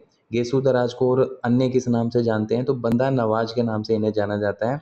और इन्होंने उर्दू भाषा में अपना सारा का सारा लिटरेचर लिखा था, और उर्दू में लिखने वाले ये दक्षिणी भारत के बहुत बड़े माने हुए विद्वान सूफी संत थे, ठीक है। और मुख्यतः इन्होंने किसकी रचना की थी, तो मिरातुल आशिकी की रचना की थी उर्दू भाषा में। अलाउद्दीन अहमद शाह सेकंड, अभी हमने बात की थी अहमद शाह फर्स्ट के बारे में। Now we will talk about the next ruler, जिसका नाम क्या है, अलाउद्दीन अलाउद्दीन अहमद शाह सेकंड। अलाउद्दीन अहमद शाह सेकंड 1436 1458, बहुत थोड़े टाइम के लिए रूलर बनता है, देखा जाए तो काफ़ी ज़्यादा टाइम है, ठीक है, लगभग 20-22 साल के लिए। ड्यूरिंग हिज रिजीन मोहम्मद गवान एंटर्ड बहमनी सर्विस, लो जी एक और नया नाम आ गया। गेसु दराज के बारे में पढ़ा था, एक सूफी संत थे, बंदा नवाज के नाम से जाना जाता है। उर्दू में उन्होंने अपनी जो है सूफी साहित्य की रचना की थी, और मिरातुल आशिकीन की उर्दू की अपने आप में ख्याति प्रसिद्ध रचना थी, ठीक है। और इसी गेसु दराज का शिष्य कौन था, अहमद शाह फर्स्ट वली। अब बात करते हैं महमूद गवाह। महमूद गवाह की अगर बात करें साथियों, तो ये कौन था, बहमनी साम्राज्य की सर्विस में, सेवा में शामिल हो गया था, किसके दौर में, अलाउद्दीन अहमद शाह सेकंड। अब ये जो आदमी है भाई, इस आदमी ने बहमनी साम्राज्य में बहुत सारे एक्सपेरिमेंट किए थे, बहमनी साम्राज्य को एक चरम पे पहुंचाने का काम किया था। और ये वो आदमी है जिसने कई सारे बहमनी शासकों का कार्यकाल देखा था, और उस पूरे के पूरे दौर में बहमनी साम्राज्य की सारी सत्ता और शक्ति महमूद गवाह के हाथ में थी। तो इसलिए इसके बारे में पढ़ना भी जरूरी है, देखेंगे। अभी ये देखते हैं, महमूद गवाह बेसिकली अगर बात करें ना, तो शुरू में एक व्यापारी था, ठीक है, व्यापार करने के इरादे से आया था, धीरे धीरे करके व्यापार के बल पे ये व्यापारियों के ग्रुप का प्रधान बन गया था, और बाद में ये बहमनी साम्राज्य की प्रशासनिक व्यवस्था में शामिल हो गया था। प्रशासनिक व्यवस्था में शामिल होने के बाद में परिस्थितियों का फायदा उठाते हुए ये जो है बहमनी साम्राज्य का सबसे पावरफुल इंसान बन गया था, यानी सारी की सारी पावर्स इसके हाथ में थी। महमूद गवाह की बात करें तो ही केम फ्रॉम ईरान, ईरान से आया था। तो महमूद गवाह कौन हो गया, महमूद गवाह हो गया शिया समुदाय, ईरान के अंदर शिया समुदाय ज़्यादा रहता है। तो महमूद गवाह कहाँ से आया था, ही केम फ्रॉम ईरान, ईरान से आया था। और बिलोंग टू अफाकी ग्रुप। तो नॉर्मल सी बात है, ताजुद्दीन फिरोज ने वेस्ट एशिया से बहुत सारे मुस्लिम्स को इनवाइट किया था कि भाई आओ और मेरे दरबार में ऊंचे ऊंचे पद लो, जिसके चलते उसके दरबारी दो गुटों में बट गए, एक अफाकी और दक्कनी। दक्कनी जो थे वो लोकल थे, अफाकी जो थे वो विदेशी थे।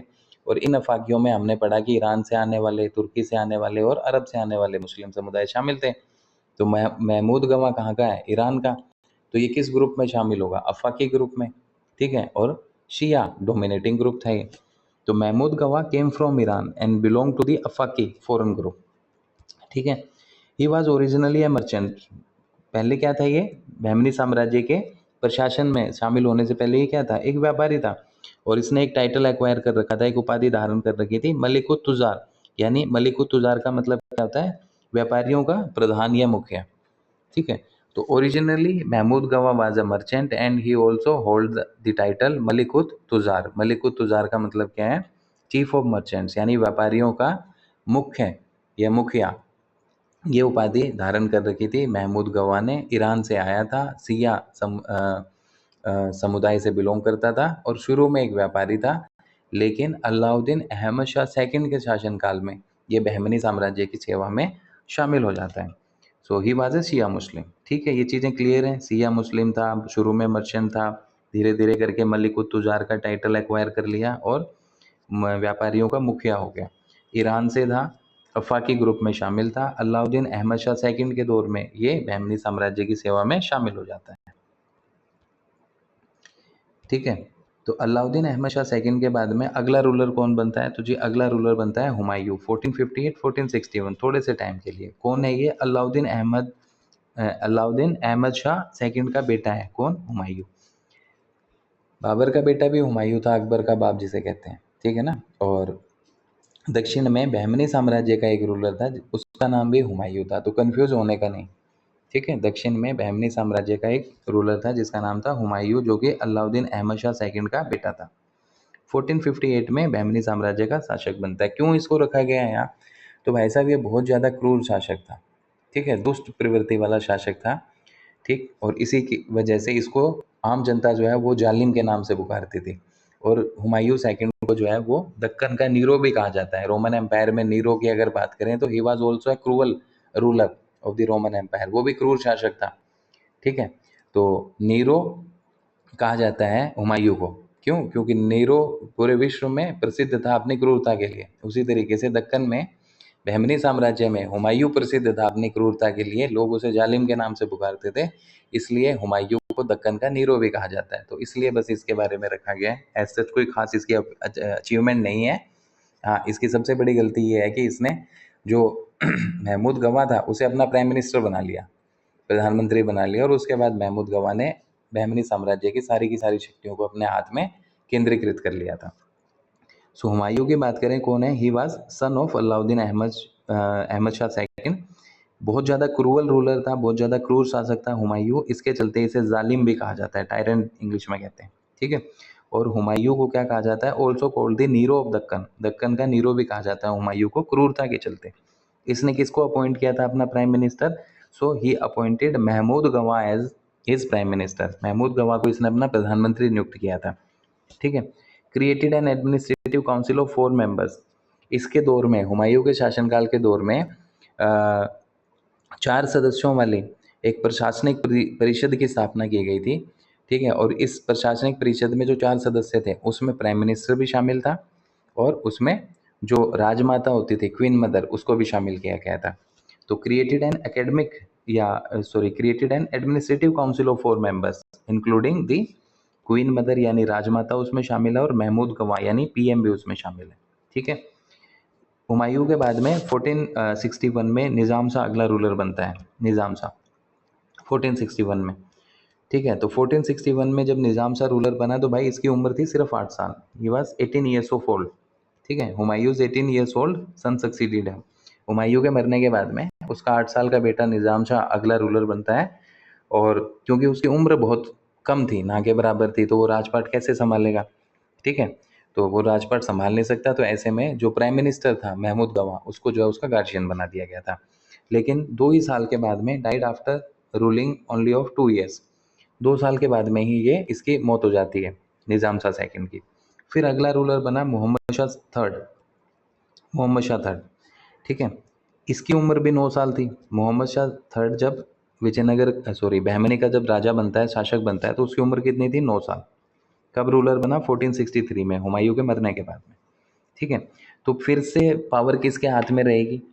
देखो, हुमायूं ने पीएम बनाया किसको? महमूद गवा को। निज़ाम शाह हुमायूं का बेटा जो अगला रूलर बना, तो भी रियल पावर किसके हाथ में थी? महमूद गवा के हाथ में।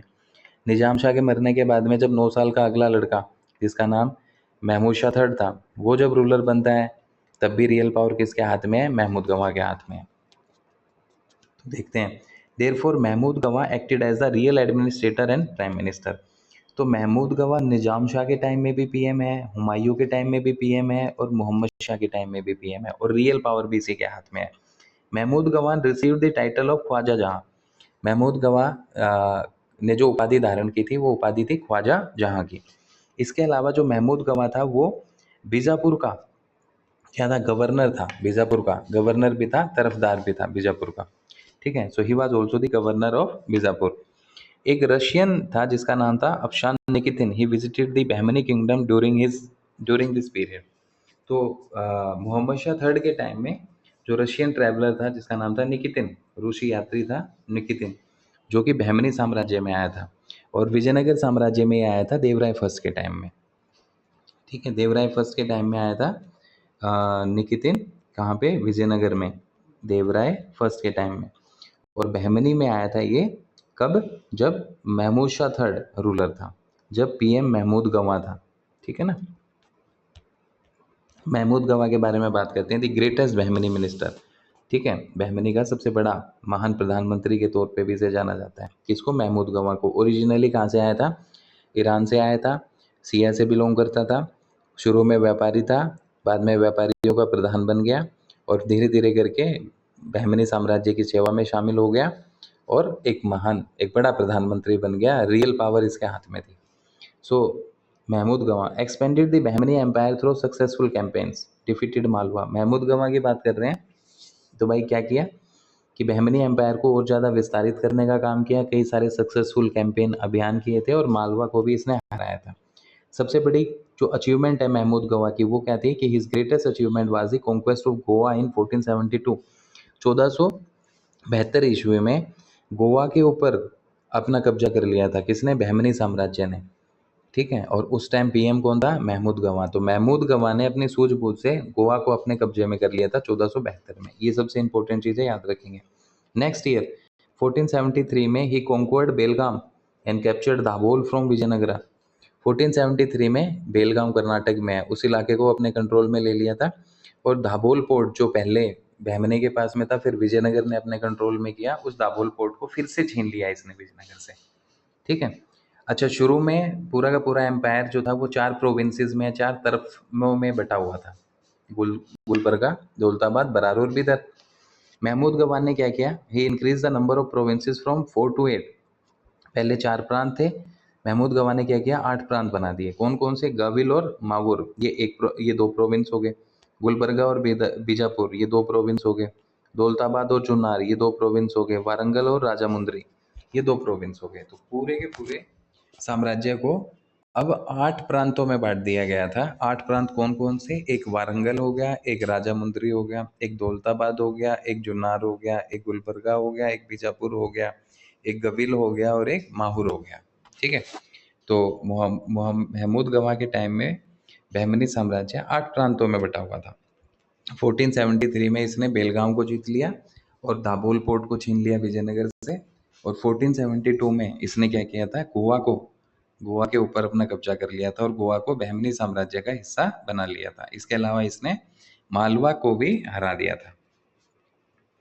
Reduce the power of provincial governors, जो प्रोविंशियल गवर्नर्स थे उन गवर्नर्स की पावर को इसने क्या किया था, कम कर दिया था। क्योंकि प्रोविंशियल गवर्नर क्या करते थे, जब ज़्यादा पावरफुल हो जाते थे तो वो आम जनता को कॉन्फिडेंस में लेके रिवोल्ट कर देते थे। इसलिए इसने पीएम बनने के बाद ही सबसे पहले क्या देखा कि जो प्रोविंशियल गवर्नर्स हैं, जिनको तरफदार्स भी कहते हैं, इन प्रोविंशियल गवर्नर्स की जो पावर्स थी, जो शक्तियाँ थी, उनको सीमित करने की कोशिश की थी। Converted some provincial land into khalisa crown land. ठीक है, और जो बहमनी साम्राज्य था, इसकी कई सारी जो भूमि थी, उस भूमि को इसने खालिसा लैंड में कन्वर्ट कर दिया था, खालिसा भूमि में रूपांतरित कर दिया था। खालिसा भूमि का मतलब क्या है, खालिसा लैंड, खालिसा भूमि वो भूमि होती है जो डायरेक्ट सेंटर के कंट्रोल में होती है। ठीक है, तो बहमनी साम्राज्य की ज़्यादातर जो ज़मीनें थी, ठीक है, अलग अलग प्रांतों की जो ज़मीन थी, उनको खालिसा लैंड में कन्वर्ट कर लिया था। खालिसा से जो भी आमदनी आएगी वो सीधा किसके पास में जाएगी, तो वो सीधा जो है वो सेंटर का जो ट्रेजरी है, केंद्रीय खजाना, उसमें जाएगी, और खालिसा के ऊपर सेंटर का डायरेक्ट कंट्रोल होता है। तो प्रोविंशियल गवर्नर्स की पावर को कम करने का काम किया इसने, साथ ही साथ कई सारे प्रोविंसेस की जो लैंड है उसको खालिसा लैंड में कन्वर्ट कर दिया था। किसने, महमूद गवां ने। Allowed each governor to control only 1 fort, और ये आदेश पारित कर दिया कि हर एक गवर्नर के पास सिर्फ एक ही किला होगा, एक ही किले पे उनका नियंत्रण होगा। तो क्या किया, allowed each governor to control only 1 fort, कि भाई हर एक गवर्नर के पास एक ही किला होगा, बाकी किले किसके हैं, राजा के होंगे। ठीक है, तो ये क्या कर रहे हैं, ये प्रोविंशियल जो गवर्नर्स हैं उनकी पावर को कम करने की कोशिश है कि एक ही किला रखो और आपके हर एक प्रांत में से कुछ एक भूमि कैसी होगी, खालिसा लैंड होगी, जो डायरेक्ट सेंटर के कंट्रोल में होगी। और सेंटर उस खालिसा लैंड का सुपरविजन करेगा, तो जाहिर सी बात है उस प्रोविंस के ऊपर भी वो निगरानी रख सकता है। ठीक है। इन सब के अलावा अगर देखें Mahmud Gawan, so he was also a patron of learning and scholar. ये भी अपने आप में एक विद्वान था। और क्या था ये, विद्वानों को संरक्षण देने वाला, जो योग्य उम्मीदवार थे, जो ज्ञाता थे किसी न किसी चीज़ के, किसी न किसी चीज़ में जिनको महारत हासिल था, ऐसे सारे विद्वानों को संरक्षण देने का काम महमूद गवाह ने भी किया था। ठीक है। और एक कॉलेज और एक मदरसा इसने बिदर में इस्टेब्लिश करवाया था। So he was also a patron of learning and scholar and also establish a famous college and madrasa at Bidar. Bidar में एक फेमस कॉलेज और मदरसा की इसने स्थापना की थी।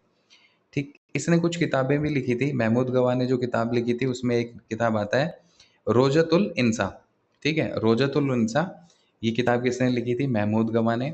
दीवाने अशर ये बुक किसने लिखी थी, महमूद गवाह ने। और मनाजिरुल इंशा ये किताब किसने लिखी थी, महमूद गवाह ने। तो रोजतुल इंसा, दीवाने अशर और मनाजिरुल इंशा ये किताबें महमूद गवाह लिखता है। ठीक है। फॉरेन रिलेशन की बात करें तो भाई साहब इसने बहुत बड़ा काम ये किया था कि ईरान के साथ, इराक के साथ, इजिप्ट के साथ और टर्की के साथ, ईरान, इराक, इजिप्ट और तुर्की, इनके साथ इसने फॉरेन रिलेशन मेंटेन किए थे। ठीक है। बहमनी साम्राज्य के सबसे मजबूत विदेशी संबंध महमूद गवाह ने इस्टेब्लिश करवाने का काम किया था। और क्या किया था कि लगातार ये पत्राचार करता रहता था ईरान के रूलर के साथ, इराक के रूलर के साथ, इजिप्ट के रूलर के साथ और तुर्की के रूलर के साथ में। इसके अलावा जब नापने का एक स्केल, किसी भी चीज़ को जब हम मापते हैं या नापते हैं तो उसके लिए एक स्केल तैयार किया था महमूद गवाह ने। और उस स्केल को कहा जाता था टागा। टागा क्या था, एक मेजरिंग स्केल था जिसको बनाने का काम किसने किया, महमूद गवाह ने किया था। ठीक है। लेकिन जो राइवलरी थी अफाकी और दक्कनीज के बीच में, जो राइवलरी थी, the rivalry between Afaqis and Deccanis increased and Muhammad Gawan became a victim of this factional conflict. Afaqi और दक्कनी के बीच में तो कॉन्फ्लिक्ट लगातार बढ़ता ही जा रहा था और ये बहमनी साम्राज्य के पतन का भी एक कारण बनता है। इसी अफाकी और दक्कनी की जो गुटबंदी थी, इस गुटबंदी का शिकार कौन हो गया, महमूद गवाह हो गया। और 1481 में क्या किया गया था, मोहम्मद शाह थर्ड ने क्या किया, इसको झूठे आरोप में, he was फाल्सली accused and executed in 1481। तो 1481 में इसे मरवा दिया गया था। और मोहम्मद शाह जो थर्ड था उसके आदेश पे इसे मरवाया गया था। क्यों, क्योंकि ये अफाकी और दक्कनी की राजनीति का या गुटबंदी का शिकार हो गया था। ठीक है। Now the last Bahmani ruler was Kalimulla Shah. Kalimulla Shah जो था वो लास्ट बहमनी रूलर था। इसके बाद में कलीमुल्ला शाह के बाद में जो बहमनी एम्पायर है ना, वो कलीमुल्ला शाह मरता है 1527 में। तो 1527 में जैसे इसकी डेथ हुई, इस डेथ के साथ ही बहमनी एम्पायर जो था वो पतन की तरफ अग्रसर हो गया, डिक्लाइन होना शुरू हो गया। और डिक्लाइन के कारण क्या थे कि एक तो जो प्रोविंशियल गवर्नर थे वो बगावतें कर रहे थे, रिबेलियंस कर रहे थे, तो उनको कंट्रोल करना इतना आसान नहीं था, जिसकी वजह से लॉ एंड ऑर्डर जो है वो डिस्टर्ब हो गया बहमनी साम्राज्य में। दूसरा जो सेंट्रल अथॉरिटी थी, जो केंद्रीय सत्ता थी, वो कमज़ोर होना शुरू हो गई। यानी अच्छे कैपेबल जो रूलर्स थे वो बहमनी में नहीं थे। तो जब केंद्रीय सत्ता कमज़ोर होती है तो उसका फ़ायदा कौन उठाता है, सूबेदार, तरफदार या फिर प्रोविंशियल गवर्नर। तो प्रोविंशियल गवर्नर ने इस चीज़ का फ़ायदा उठाया। साथ ही साथ केंद्रीय सत्ता भी कमज़ोर हो गई, जो अब विजयनगर साम्राज्य को एकजुट करके रखने वाली कोई ताकत बची नहीं। और अफाकी और दक्कनी के बीच में कॉन्फ्लिक्ट, तो अफाकी और दक्कनी के बीच में कॉन्फ्लिक्ट, केंद्रीय सत्ता का कमज़ोर होना, प्रोविंशियल गवर्नर का बगावत करना, ये कुछ कारण थे बहमनी साम्राज्य के पतन के। और कलीमुल्ला शाह ये लास्ट बहमनी रूलर था जिसकी 1527 में डेथ हो जाती है। और उसके बाद में बहमनी साम्राज्य जो है वो 5 स्टेट्स में बढ़ जाता है, 5 successor states of Bahmani empire. Bahmani empire टूटता है और 5 स्टेटों में डिवाइड हो जाता है। सबसे पहला बीजापुर, फिर अहमदनगर, फिर बरार, फिर गोलकुंडा और बीदर। तो ये 5 स्टेट हमें याद रखने पड़ेंगे। इसमें सवाल क्या बनता है, एक तरफ स्टेट का नाम लिखा हुआ होता है, एक तरफ डायनेस्टी का नाम लिखा होता है, मेज़दा कोलम, या फिर स्टेट का नाम और फाउंडर का नाम, मेज़दा कोलम। तो इसलिए ये इंपॉर्टेंट है। ठीक है। तो बहमनी साम्राज्य कलीमुल्ला शाह की डेथ के बाद में 5 सक्सेसर स्टेट में बना। 5 कौन-कौन से थे? बीजापुर, अहमदनगर, बरार, गोलकुंडा और बीदर। ठीक है। बीए, बीजीपी, बीजापुर, अहमदनगर, बरार, गोलकुंडा और बीदर। तो बीजापुर जो था 1489 में बना था, और बीजापुर की स्थापना करने वाला जो राजवंश था वो था आदिल शाही। ठीक है। आदिल शाही राजवंश ने स्वतंत्र बीजापुर की स्थापना की थी। और फाउंडर कौन था इस आदिल शाही राजवंश का? जो फाउंडर था उसका नाम था यूसुफ आदिल खान। तो यूसुफ आदिल खां, जो कि आदिल शाही राजवंश का से बिलोंग करता था, उसने 1489 में स्वतंत्र बीजापुर की स्थापना की थी। अहमदनगर, अहमदनगर का स्थापना किसने किया था? मलिक अहमद ने। और मलिक अहमद निजाम शाही राजवंश से बिलोंग करता था। तो बीजापुर में आदिल शाही राजवंश का शासन था। अहमदनगर में निजाम शाही राजवंश का शासक था। 1490 में अहमदनगर की स्थापना मलिक अहमद ने की थी। बरार भी 1490 में ही बनता है, और बरार में इमाद शाही राजवंश का शासन था। इमाद शाही राजवंश का फतेह इमाद शाह ये फाउंडर था बरार का। ठीक है। गोलकुंडा की बात करें तो गोलकुंडा में कुतुब शाही राजवंश का शासन था। 1512 में गोलकुंडा, स्वतंत्र गोलकुंडा की स्थापना होती है। और कुली कुतुब शाह जो था, जो कि कुतुब शाही राजवंश से बिलोंग करता था, ये फाउंडर था गोलकुंडा का। बीदर की बात करें 1527 में, बीदर में बरीद शाही राजवंश का शासन था। बरीद शाही राजवंश का अमीर अली बरीद जो था, ही was the founder of Bidar. तो ये याद रखेंगे, ये सबसे इम्पोर्टेंट है कि 1527 में कलीमुल्ला शाह के मरने के बाद में बहमनी साम्राज्य 5 हिस्सों में बढ़ जाता है। एक हो गया बीजापुर 1483 में, फिर अहमदनगर 1490 में, फिर बरार 1490 में, उसके बाद में गोलकुंडा 1512 में, और लास्ट में बीदर 1527 में। ठीक है। बीजापुर में किस राजवंश का शासन था? तो आदिल शाही राजवंश का शासन था। अहमदनगर में निजाम शाही राजवंश का शासन था। बरार में इमाद शाही राजवंश का शासन था।